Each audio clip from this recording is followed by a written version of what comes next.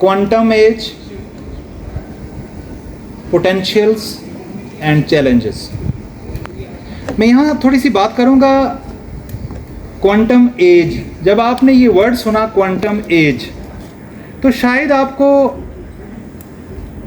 ये कॉम्प्लेक्स लग रहा होगा, ये डिफ़िकल्ट लग रहा होगा कि ये कौन से दौर की बात की जा रही है, ये कौन सी एज की बात की जा रही है।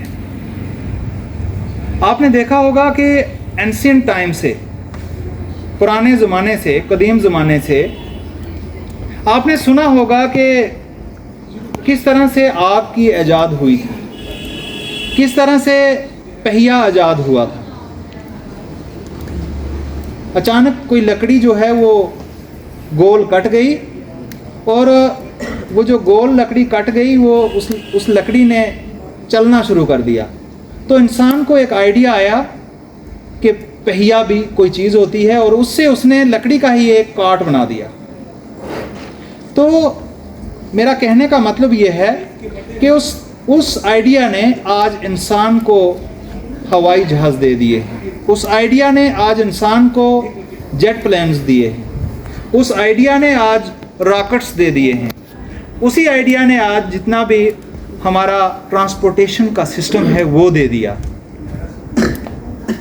अगर हम देखें वो माजी का दौर और आज मॉडर्न दौर, और इस मॉडर्न दौर में यहाँ पे जिस टॉपिक पे बात हो रही है वो क्वांटम एज।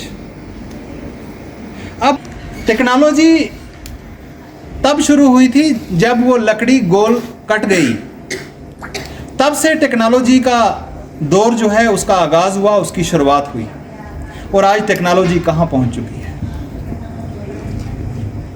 एक दौर वो भी था कि बच्चे तख्तियाँ लिखते थे ना, और आज एक दौर ये भी है कि बच्चों के हाथों में कंप्यूटर है। आज बच्चे तख्तियां नहीं लिखते हैं, आज बच्चे के हाथों में कंप्यूटर है। आज आपकी आईसीटी लैब्स में कंप्यूटर हैं,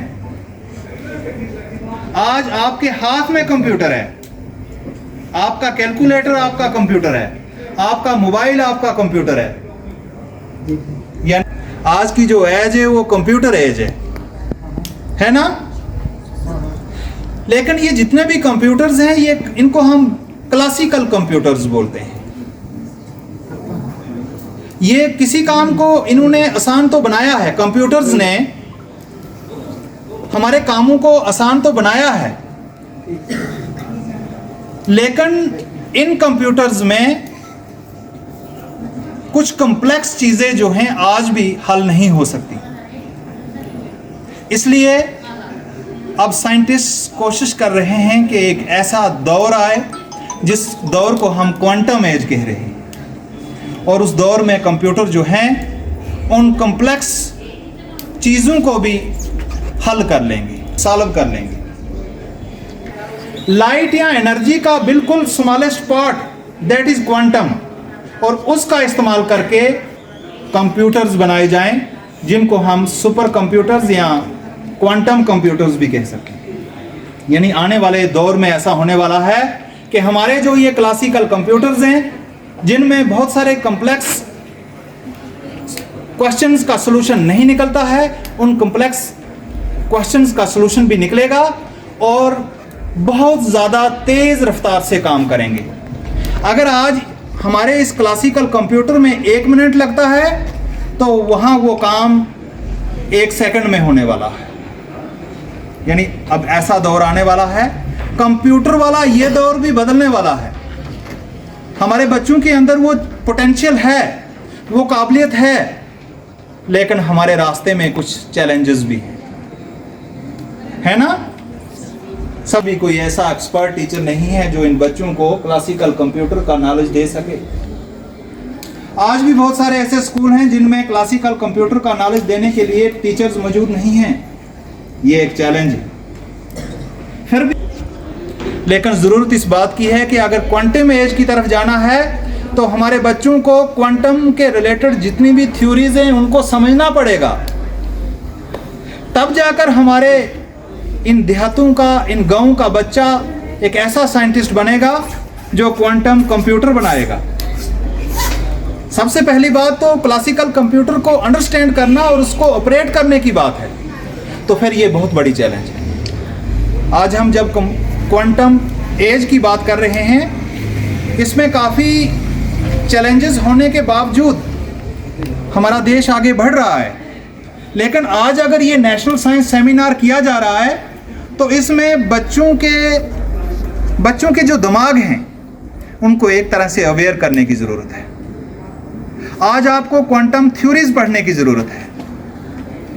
आज आप केमिस्ट्री के अंदर बहुत सारे साइंटिस्ट्स के नाम पढ़ते हैं। अब नाम तो पढ़ते हैं, लेकिन एक ज़माना था कि वो भी किसी स्कूल में क्या थे, आपकी तरह स्टूडेंट थे, और आज उन्होंने क्वांटम थ्योरी को आगे बढ़ाया, तभी आज क्वांटम एज की बात हो रही है। अगर उन्होंने क्वांटम थ्योरी को या एटम को या इलेक्ट्रॉन्स और प्रोटॉन की ये डिस्कवरीज और इन्वेंशंस वगैरह जितनी भी टेक्नोलॉजी के अंदर आई हैं ये नहीं की होती तो आज हम क्वांटम एज की बात नहीं करते।